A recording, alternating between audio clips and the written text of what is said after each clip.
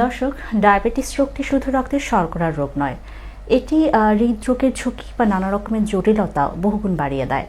এর প্রধান কারণ হলো কোলেস্টেরল।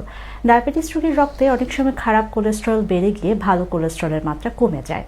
তার কারণে হৃদরোগের ঝুঁকি বা নানা রকমের জটিলতা দেখা দিতে পারে। তাই ডায়াবেটিস রোগীদের ক্ষেত্রে ডায়াবেটিস নিয়ন্ত্রণের পাশাপাশিও কোলেস্টেরলের মাত্রা নিয়ন্ত্রণ করাও সমানভাবে গুরুত্বপূর্ণ। দর্শক সবাইকে আমন্ত্রণ আমাদের বৈশাখী টেলিভিশন নিয়মিত স্বাস্থ্য বিষয়ক আয়োজন বৈশাখী হতে আজকের পর্বে। আপনাদের সাথে আছি আমি ডক্টর ফারজানা আলী। আজ আমাদের আলোচনার বিষয় ডায়াবেটিস রোগীর রক্তে কোলেস্টেরল নিয়ন্ত্রণ ও চিকিৎসা। আর এই বিষয়ে আলোচনায় আমাদের সাথে স্টুডিওতে উপস্থিত আছেন doctor Mohammad Shamim Al Mamun, MSc clinical endocrinology, MPhil nuclear medicine, thyroid hormone diabetes ও মেডিসিন বিশেষজ্ঞ, সহযোগী অধ্যাপক ও বিভাগীয় প্রধান, নিউক্লিয়ার মেডিসিন বিভাগ, ঢাকা মেডিকেল কলেজ ও হাসপাতাল। স্যার, আমন্ত্রণ জানাচ্ছি আমাদের আজকের পর্বে। কেমন আছেন? আপনাকে ধন্যবাদ। সেই সাথে বৈশাখী টিভির অগণিত দর্শককে আমার শুভেচ্ছা। স্যার, শুরুতেই আমাদের ডায়াবেটিস রোগীদের রক্তে কোলেস্টেরলের মাত্রা নিয়ন্ত্রণ চিকিৎসায় যাওয়ার আগে জানতে চাই ডায়াবেটিস রোগটি কি? ডায়াবেটিস তো আসলে আমরা সবাই জানি ডায়াবেটিস আসলে কি। রক্তে সুগারের মাত্রা অর্থাৎ গ্লুকোজের মাত্রা যদি স্বাভাবিকের চেয়ে বেশি হয় তাকে আমরা ডায়াবেটিস বলতেছি। এখন দুনিয়াতে সবচেয়ে আগে যে একটা ব্যাপার ছিল যে ইনফেকশিয়াস ডিজিজ বলতাম, কলেরা, চিকেন পক্স, এগুলো যে একটা মহামারী ছিল, সেই মহামারীটা রূপ নিয়েছে এখন বলি নন কমিউনিকেবল ডিজিজ, যেমন হাইপারটেনশন, ডায়াবেটিস, রক্তের কোলেস্টেরল, এগুলো আবার আপনার শ্বাসকষ্টের রোগ, এগুলো হচ্ছে মহামারী একটা পৃথিবীতে ধারণ করছে। তারই একটা রোগ কি ডায়াবেটিস। ডায়াবেটিস রক্তে সুগারের মাত্রা বেড়ে যায়। রোগীরা বারবার কি করে সুগার পরীক্ষা করে দেখে নিয়ন্ত্রণে আছে, রোগীরা মনে করে যে তারা খুব ভালো আছে। আসলে ব্যাপারটা না। ডায়াবেটিস যখন একটা রোগীর হয় তখন কি হয় জানেন? তখন অনেকগুলা রোগকে সে সাথে করে নিয়ে আসে, যে রোগগুলোর কারণে তার লাইফ একটা রিস্কে পড়ে যায়। এখন একজন ডায়াবেটিস পেশেন্ট নিয়মিত সুগার মাপতেছে, সে দেখতেছে ঠিক আছে, তাহলে কি সে ঠিক আছে? তা না, আসলে কখনোই। তার একটা বড় কালপিট হলো এই রক্তের সুগার, রক্তের কোলেস্টেরল। আমরা এটা ইংরেজিতে বলি লিপিড প্রোফাইল। এই লিপিড প্রোফাইলটা প্রত্যেকটা ডায়াবেটিস রোগীর ক্ষেত্রে ম্যান্ডেটরি আমরা করি। এই লিপিড প্রোফাইলের অনেকগুলো কম্পোনেন্ট থাকে। সেই কম্পোনেন্টগুলোর মধ্যে ডায়াবেটিস রোগীর ক্ষেত্রে বা সচরাচর আমরাও বিভিন্ন সময় গিয়ে কোলেস্টেরল টেস্ট করাই, যেটাকে লিপিড প্রোফাইল বলতেছি। সেই টেস্টের ক্ষেত্রে 4 ধরনের কোলেস্টেরলকে আমরা গুরুত্ব দিয়ে থাকি। রোগীরা কিন্তু টেস্টের মাধ্যমে সেগুলো করেও থাকে। যে একটা রোগী কোলেস্টেরল রিপোর্ট আপনার কাছে হঠাৎ বুঝতে আসলো, দেখেন তো আমার কোলেস্টেরল ঠিক আছে কিনা, সেই ব্যাপারটা কিন্তু সবসময় ঘটে। স্যার, একটু জানতে চাই ডায়াবেটিস রোগীর ক্ষেত্রে আপনি যেহেতু বলছিলেন যে লিপিড প্রোফাইলও করা হয়ে থাকে, ডায়াবেটিস রোগীর ক্ষেত্রে কোলেস্টেরল বা লিপিড প্রোফাইল দেখা কেন গুরুত্বপূর্ণ? খুবই গুরুত্বপূর্ণ একটা ব্যাপার যে ডায়াবেটিস রোগী তো ডায়াবেটিস থাকে তার, সেই সাথে অন্যান্য জটিলতাগুলো নিয়ে আসে, তার লাইফ একটা রিস্কে পড়ে যায় সবসময়। 4 ধরনের কোলেস্টেরল এই ডায়াবেটিস রোগীদের ক্ষেত্রে না, সবার ক্ষেত্রে 4 ধরনের কোলেস্টেরল থাকে।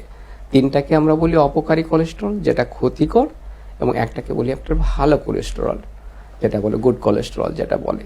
4টা কি কি আছে দেখবেন, যে কোনো রোগী আপনার কাছে একটা রিপোর্ট নিয়ে আসতে পারে। আমরা বলি টোটাল কোলেস্টেরল কত, একটাকে বলি এলডিএল বা লো ডেন্সিটি লাইপোপ্রোটিন কোলেস্টেরল, আর একটা আছে ট্রাইগ্লিসারাইড, এবং একটা ভালো কোলেস্টেরল আছে, তার নাম হচ্ছে এইচডিএল, হাই ডেন্সিটি লাইপোপ্রোটিন। এগুলো প্রত্যেকটার একটা মাত্রা আছে। সেই মাত্রাটা সাধারণ মানুষ থেকে ডায়াবেটিস রোগীদের ক্ষেত্রে সেই মাত্রাটা একটু আলাদা হয়। যেমন আপনাকে একটা রিপোর্ট দেখালো, দেখা গেল তার টোটাল কোলেস্টেরলটা আসছে 200, তো ডায়াবেটিস রোগীর ক্ষেত্রে আমরা কত চাই? ওখানে তো রেঞ্জের মধ্যে রোগী দেখলো যে তার রেঞ্জের মধ্যেই আছে, 200-র নিচে তো আছে, তার মানে নর্মাল। একজন ট্রাইগ্লিসারাইড নিয়ে আসলো আপনার 150, 165 নিয়ে আসলো। ডায়াবেটিস রোগীর ক্ষেত্রে এই মাত্রাটা কত আমাদের জানতে হয়। আরেকটা ব্যাপার থাকে, একটা এলডিএল বলি, লো ডেন্সিটি লাইপোপ্রোটিন যেটা বলি, সেই কোলেস্টেরলের মাত্রাটা একটা নির্দিষ্ট মাত্রায় ডায়াবেটিস রোগীর ক্ষেত্রে রাখতে হয়। এখন যেহেতু আমি বলছি যারা ডায়াবেটিস আমরা যারা দেখি তাদের ক্ষেত্রে ডায়াবেটিসের ক্ষেত্রে কোলেস্টেরলের মাত্রাটা নিয়ন্ত্রণটা রেফারেন্স ভ্যালু যেটা, সেটা অনেক কম হয়। তা না হলে কি হতে পারে, কোলেস্টেরল একটা আপনার কি হয়, রক্তনালীতে জমে গিয়ে আমরা বলি অ্যাথেরোস্ক্লেরোটিক চেঞ্জ করে।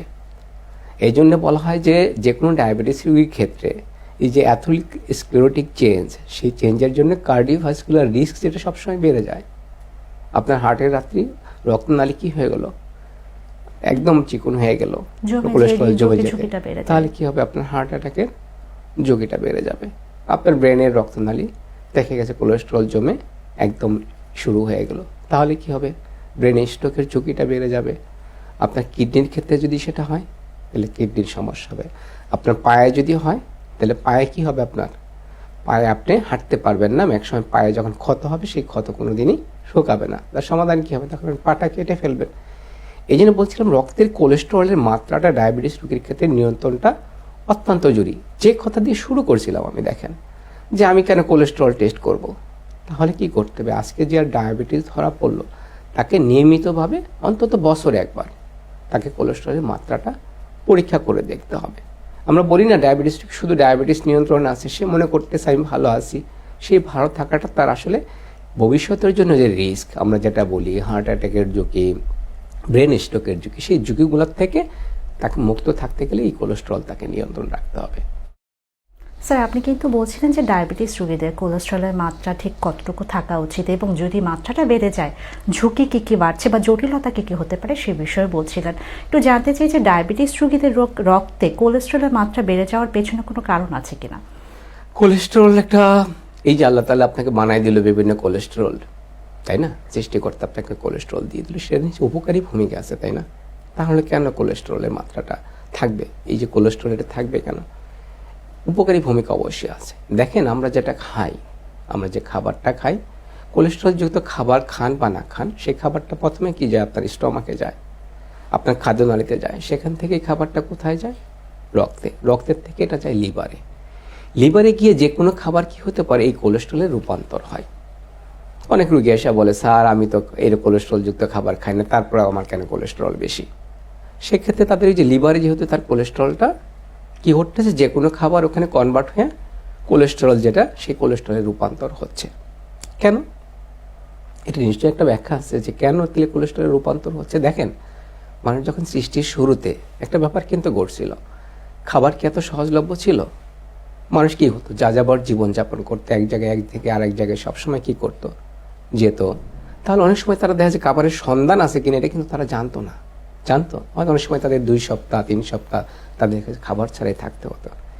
এই যে আপনি যে খাবার খেলেন সেটা কোলেস্টেরল আকারে কি হতো, লিভারে জমা রাখতো, আপনার প্রয়োজন মতো সেটা কি আপনি যখন খেতে পারবেন না তখন কি করতো, সেটা আপনাকে শক্তি যোগাতো। কিন্তু এখন কি হয়েছে, এখন তো অ্যাভেলেবল খাবার, আমরা প্রয়োজনের চেয়েতেও বেশি চাই, এই প্রয়োজনের চেয়ে বেশি খাই, যে সেই খাবারটাই কি হয় কোলেস্টেরল আকারে লিভারের মধ্যে জমা থাকে। তার উপকারী ভূমিকা আছে, কিন্তু আমরা অত্যাধিক খাওয়ার জন্যই কি হচ্ছে, এই কোলেস্টেরলের মাত্রাটা অনেক বেশি বেড়ে যাচ্ছে। স্যার, আপনি বলছিলেন যে ডায়াবেটিস রোগীদের ক্ষেত্রে কোলেস্ট্রল মাত্রা বেড়ে যাওয়ার পেছনে খাদ্যাভ্যাস কিন্তু একটা গুরুত্বপূর্ণ অবস্থান রাখছে। এছাড়া কোলেস্ট্রল নিয়ন্ত্রণের ক্ষেত্রে ডায়াবেটিস রোগীদের চিকিৎসায় আর কি কি ব্যবস্থা গ্রহণ করা যেতে পারে। একটা হচ্ছে খাদ্যাভ্যাস নিয়ন্ত্রণ করবেন, যেসব খাবার আপনার কোলেস্টেরল বাড়ায়, বিশেষত ডায়াবেটিস রোগীদের একটা নির্দিষ্ট প্ল্যান তো থাকেই, একটা খাবারের নির্দিষ্ট পরিমাণ ক্যালোরি আপনি প্রতিদিন নিতে পারবেন, এটা একটা বড় ব্যাপার। আর যে খাবারগুলো কোলেস্টেরল বাড়ায়, বিশেষ করে বলি যে আপনারা যেগুলো খাই আমরা, বিশেষ করে একটা রোগী প্রচুর পরিমাণে ভাত খাচ্ছে, তার কোলেস্টেরলের মাত্রাটা বাড়বে। আমরা বলি যে হাই গ্লাইসেমিক ইন্ডেক্স যে ফুডগুলো আছে সেগুলো খেলে তার কোলেস্টেরল অবশ্যই বেড়ে যাবে। আরেকটা ব্যাপার থাকে, আমরা যখন জাঙ্ক ফুড খাই বাইরে থেকে প্রচুর পরিমাণে, আইসক্রিম, আপনি কিছুই খান না, প্রতিদিন 2টা করে কক খান, আপনার কোলেস্টেরল হাই হয়ে যাবে। কেউ হয়তো দেখা গেছে যে অ্যালকোহল নেয়, তার ক্ষেত্রে কোলেস্টেরল বেড়ে যাবে। এই যে খাবারগুলো বললাম আমরা, আইসক্রিম, বাইরের খাবার, আপনার চর্বিযুক্ত খাবার, এই খাবারগুলো আপনাকে অ্যাভয়েড করতে হবে কোলেস্টেরলের মাত্রা নিয়ন্ত্রণ রাখতে গেলে। আরেকটা ব্যাপার থাকে, তাহলে কোন খাবারগুলো আপনি বেশি করে খাবেন, হাই ফাইবারযুক্ত খাবার। আপনি কি করেন, আটা খান, আমরা বলি যে ময়দা বাদ দিয়ে আপনি আটা খান, সেটা একটা বড় ব্যাপার থাকে। আপনি খাবারের মধ্যে ফলগুলো বেশি করে রাখেন, তুমি একটা আপেল খেতে পারেন, আঙ্গুর খেতে পারেন। আপনি যেগুলো বলে হাই ফাইবারযুক্ত খাবার, আপনি বাদাম রাখতে পারেন। এখন মানুষ কি খাচ্ছে, ওটস খাচ্ছে। এই যে খাবারগুলো, এই খাবারগুলো আপনার খাদ্যাভ্যাসে নিয়মিত রাখতে হবে।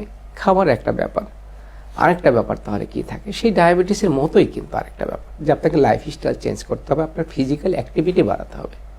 ফিজিক্যাল অ্যাক্টিভিটি বাড়ানোর উপায় কি, উপায় আমরা বলি যে একটা মানুষকে অবশ্যই ফিজিক্যাল অ্যাক্টিভিটি বাড়াতে হবে, সেটা সপ্তাহে প্রতিদিন যদি 30 মিনিট করে, সপ্তাহে মিনিমাম 150 মিনিট। এটি যদি ফিজিক্যাল অ্যাক্টিভিটি, সেটা আপনি হাঁটতে পারেন, ব্যায়াম করতে পারেন, অনেকে জিমে যায়, জিমে যেতে পারে, সব কিছু মিলে কিন্তু আপনি অ্যাক্টিভ থাকতে হবে। অ্যাক্টিভ থাকলে আপনার কোলেস্টেরলের মাত্রাটা জমবে না। এই 2টা ব্যাপার থাকে। তার পরবর্তী ধাপে আসে আপনার ওষুধ দিয়ে যে চিকিৎসা, সেটার কথা আমরা বলে থাকি। স্যার, কোলেস্ট্রলের মাত্রা কত হলে মেডিসিন দেওয়া উচিত? ডায়াবেটিস রোগীর ক্ষেত্রে এটা সম্পূর্ণই আলাদা, সেটা বলি যে আপনার যদি ট্রাইগ্লিসারাইডের মাত্রা 150, আমরা চাই যে এটা 100-এর নিচে থাকুক ডায়াবেটিস রোগীদের ক্ষেত্রে। এলডিএল এর মাত্রা যারা খুব রিস্কে থাকে বিভিন্ন ফ্যাক্টর বিবেচনা করে আমরা 55-এর নিচে চাই। আমরা টোটাল কোলেস্ট্রলের মাত্রাটা আমরা বইয়ে আপনার রুগী যে রিপোর্ট নিয়ে আসে থাকে সেখানে দেখবেন 200 লেখা আছে, আমরা চাই এটা 150-র নিচে থাকুক। এই যে 3টা মাত্রা খারাপ কোলেস্ট্রলের ক্ষেত্রে। আর ভালো কোলেস্ট্রলের ক্ষেত্রে যেটা আমরা বলি যে মেয়েদের ক্ষেত্রে অবশ্যই 40-র উপরে এবং ছেলেদের ক্ষেত্রে 50-র উপরে। এই মাত্রাটা যদি আমরা বাড়াতে পারি তাহলে রোগীগুলো ভালো থাকে। এই মাত্রা নিয়ন্ত্রণের জন্য যে পরিমাণ ওষুধ প্রয়োজন হয় বিভিন্ন ধরনের ওষুধ আপনার চিকিৎসক আপনাকে দিয়ে থাকবে। অসংখ্য ধন্যবাদ আমাদের সাথে সম্পৃক্ত হওয়ার জন্য। দর্শক, সবার সুস্বাস্থ্য কামনা করে শেষ করছি আমাদের আজকের পর্ব। সবাই ভালো থাকুন, সুস্থ থাকুন। ধন্যবাদ সবাইকে।